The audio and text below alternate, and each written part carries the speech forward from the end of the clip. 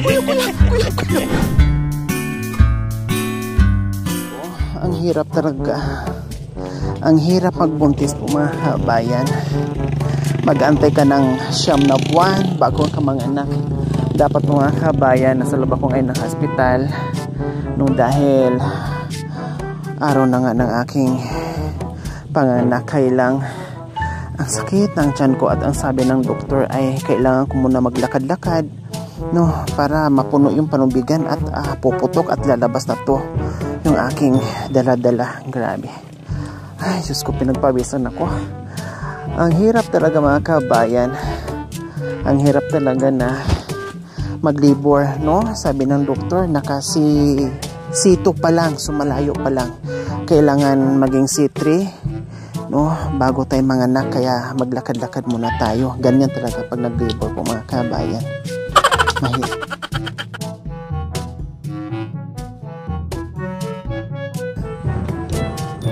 Ay, may nag-aano doon, may naglilinis. Kuya! Kuya! Anong ginagawa nyo po dyan? Nagtatanim, bakit nandyan po kayo sa ilalim? Ha? Pwede po munang umakyat kayo dito at tulungan nyo po muna ako kasi masakit yung tiyan ko. Alalayan nyo po muna ako, kuya. Gusto ko lang umupo, maglakad-lakad. Masakit po yung tiyan ko, kuya. Pwede po, may tubig po kayo. Kasi manganganak ako kaya lang naglalakad-lakad pa ako, kuya.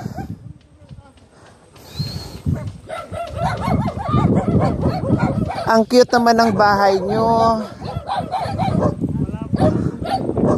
Ha? Walang bubong. Pasensya na, kuya, na-disturbo kita. Okay lang po yun. Talagang ganyan po. Kumusta kayo dito? Mabuti naman po. Anong pangalan niyo? John po. Ang sakit ng tiyan ko, kuya. Inom po ng tubig. Ha? Tubig po. Tubig. Oh. Upo po kayo dito. Aray ko. Baka manganganak na ako. Sino kasama niyo po dyan? Asawa ko po. Nasaan? Nandiyan po nagpapagaling po sa labas. Nagpapagaling sa labas? Anong ginagawa niya doon? Nagbibilad po sa araw. Kasi po bakit? Mahangin po mahangin. Nilalamig po siya? Ako nilalamig naman ako kasi. Ay, ang sakit ang balakang ko, kuya. Manganganak na ata ako. Kumadrona po ba kayo? Marunong kayo magpapaanak? Hindi po ako marunong. Hindi marunong. Paano pag dito na ako naabutan? Malayo yung hospital. Madali lang po na maghanap mag-drone. Diyan yung po kayo ng tubig. Inom ako ng tubig? Tubig po sa sibol yan. Masarap po yan. Tubig sa sibol. Opo. Ay ko. Kailan baka matanda yung stick ko yan? Ay. Sa sibol po to galing, yung hinukay po namin dyan sa baba. Ayan, pinapainan mo ako ni kuya kasi salamat, kuya. Thank you po. Ang sarap ng tubig nyo. Anong pangalan nyo po, kuya? Junior po. Ay, Junior! Ilan po ang anak nyo? Pero wala pa po. Wala kayong anak? Hindi gagawa pa po. May naunahan ko kayo. Naunahan ko kayo. Marunong kayong gumawa? Marunong po. Marunong. Paano po ba yun? Pag sa gabi. Pag sa gabi lang. Ito ginawa namin sa araw. Subukan nyo sa araw para mabuo ka agad. Nasaan ba yung mister mo misis mo ngayon? Nandiyan po. Tukoy ang tidaro mo. Nandito po. Anong ginagawa niya? Ayun po. Saan? Ayun po. Ate! Ay, hello! Ay, ganun. Magandang hapon. Saan kayo galing? Diyan po. May kinuha lang po dyan sa ano. Ay, inom na po kayo ng gamot? Wala pa pong pambili. Ayaw niyong uminom ng gamot? Pinapainom ko na lang po ng daon ng bayabas. Ay, yung mga herbal. Opo. Kailan pa masama yung pakiramdam niyo? Nabi po. Kahapon lang. Kumain na kayo? Opo, kumain na po kami. Tapos wala po kasing gamot, kaya daw lang po ng bayabas yung nilalaga, tapos iniinom. Opo. Walang pambili ng gamot? Wala po. Wala po kaming trabaho sa Patag kasi dyan na lang po yung trabaho namin. Anong pangalan niyo po, ate? Si Minya? Opo. Si ate si Minya, nilalamig kayo. Mukhang nilalamig nga kayo. Opo. Naka-jacket. Masama pala ang pakiramdam ng asawa ni Kuya Junior. Opo. Ba't lumabas po kayo? Baka mahilo kayo dyan. Nagpapainit po. Ganyan po kami pag nilalagnat po. Pasok lang kayo sa loob. Ate, halik kayo dito. Nagpapainit. Pasensya na po sa bahay ko. Wala po kaming yero. Masarap po ang masarap. Maganda po ang bahay niyo, Kuya Junior. Anong ginagawa niyo po doon sa baba? Naglilinis po ng taniman ng gulay, ganyan po. Tapos, taniman po ng mga gabi. O ano ba ang pananim niyo diyan? Mga saging po, yung nilinis ko po kanina, saging po yun. Wala pang bunga? Wala pa po kasi bago lang pong tanim yan. Bakit wala pa kayong anak? Bago lang kayo magsama ni ate? Matagal na rin po, mga 3 years. Mga 3 years na. Kaso lang po, hindi nabinayaan na... Kasi hindi pa nabuo. Opo. Mukhang masipag ka naman. Nakita ko doon, nandoon kayo sa ilalim. Meron kayong binubungkal doon. Yung kasama ko pong bata, anak po ng kuya ko. Dito nakatira sa inyo. Diba? Kumusta naman pala dito, Kuya Junior, sa maganda yung tirahan na talagang ang galing nyo naman gumawa ng bahay. Talagang dito pa sa tuktok ng... Kasi mahilig po ang lalim na po dyan sa bangin na po yan. Bakit nandito, napili nyo dito tumayo ng bahay sa bangin? Sabi po ng misis ko para po may makitang mga ilaw. Para maganda tingnan. Opo, tulad po ng pag may nagpapaputok po na party, masaya po yung maraming fireworks. Yun po yung nakikita. So gusto nyo dito para tanaw nyo lahat yung mga nangyayari dyan sa Patag. Opo. Kahit po wala tayong pambili, mandoon na lang tayo ng sa fireworks, ganon. Kahit walang pambili, walang makain, walang handa, pag napanood nyo yung mga kumikislap-kislap dyan sa baba, masaya na kayo. Opo, masaya na po kami. Kahit po saging yung pagkain namin. Kumusta naman po pala ang buhay-buhay dito, Kuya Junior? Ganyan lang po. Kahit po, mahirap. Talagang ganyan po yung natin. Konting tiis lang po. Konting tiis lang. Nakakaraos minsan naman. po, may nagbibigay po sa amin ng relief goods. Diyan po sa barrio. Kumusta yung pagkain nyo ngayong, o kaya mamayang hapon o gabi? Anong panghapunan nyo? May bigas po dyan. May bigas pa? O anong ulam? Nandito po yung ulam namin. Anong ulam? Wow, ang ganda naman ng... Ito po yung ulam namin, no? Anong ulam? Bakit nakasabi? Talagang... ganyan po yung namin, yung ulam. Yan po yung relief goods. Hotdog at saka manok. Opo. Kaya pinirito mo para hindi... Yung asawa ko po nagprito. Para hindi masira agad. Aabot ng ilang araw. Wow. Kahit po hindi takpan. Okay lang. Kaya pala nakasabit dyan. Maraming aso.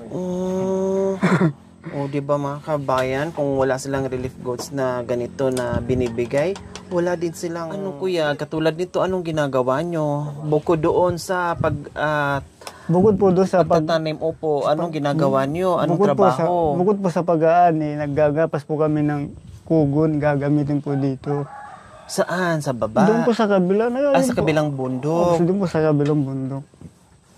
Hindi, yung pagkikitaan nyo, ano bang trabaho nyo? Yung trabaho? Yung pagkikitaan po? Opo, yung trabaho. Uling po, uling. Uling. Bukod sa uling, ano pa? Puso po.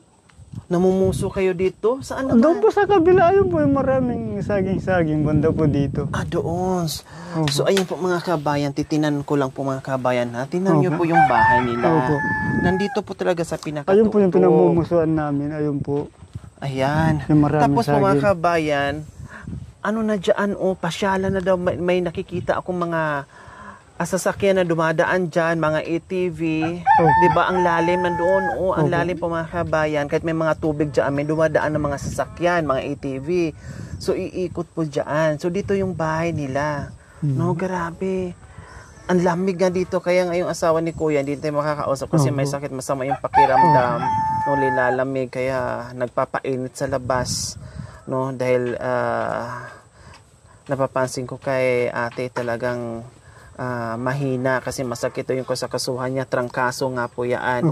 Kailang walang gamot na pangbili, no? Yung dahon lang ng bayabas nilagat pinainom, kumbaga herbal. Kaya ganun talaga mga kabayan, no? Kahit sabihin mo meron silang income o may kita sila, no? Kulang pa sa pagkain nila, kaya pag may sakit sila mga kabayan, walang naitabing pera, talaga magtitiis na lang, no? Gagawa na lang ng paraan kung ano yung mga herbal na pwedeng inumin dyan. Ay, Diyos ko. Tapos wala pa naman tong tatay, Kuya Junior. Ako na lang yung tatay, ako na yung tatay. Ipa-adapt ko na lang sa iyo. Okay lang sa iyo? Pwede naman po, pwede. Pwede naman po. Pwede naman. Ay, naku, ang hirap talaga pala mga anak ko yan, no? Sakit sa... Yan lang po yung mga gamit namin. Ha? Yan lang po yung ilaw namin. Ito po yung ilaw namin. Ano bang ilaw niyo, Kuya? Sa solar po. Paano yun pag nanganak ako ng mamayang gabi? Ito po yung convert na ilaw po namin, convert. Baterya. Dito po. O tapos, ano po yan?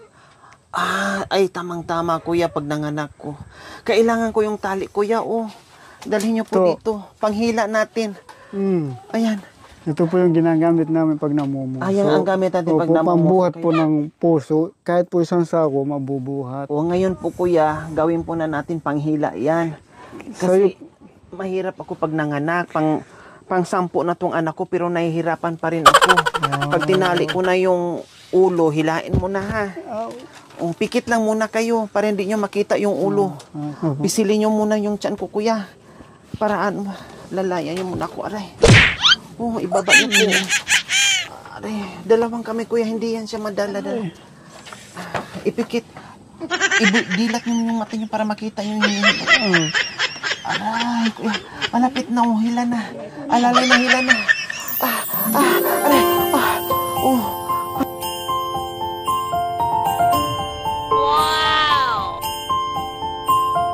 Ito po, maraming po salamat. Ano yung nahila nyo? Ito po. Ha? Ito po. Ano po yan? Pera po. Pera? Oo. 2.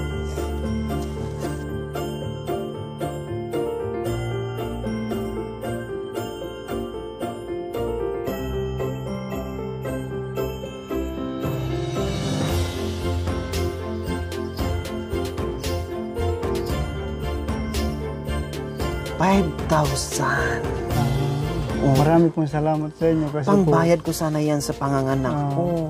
Marami pong salamat sa inyo kasi po kahit po ganito yung bahay namin, may tumutulong po sa amin na katulad po ninyo na ganito dito po kayo pumunta.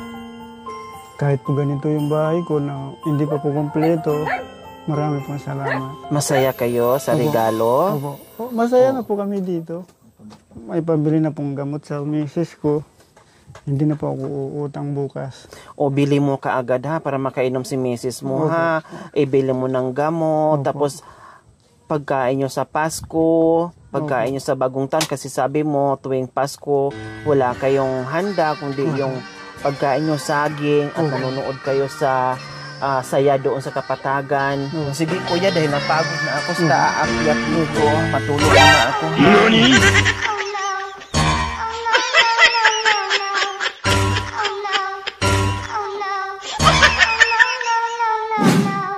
Bayan, daanan natin sila dito. Napakahirap ang buhay dito, no?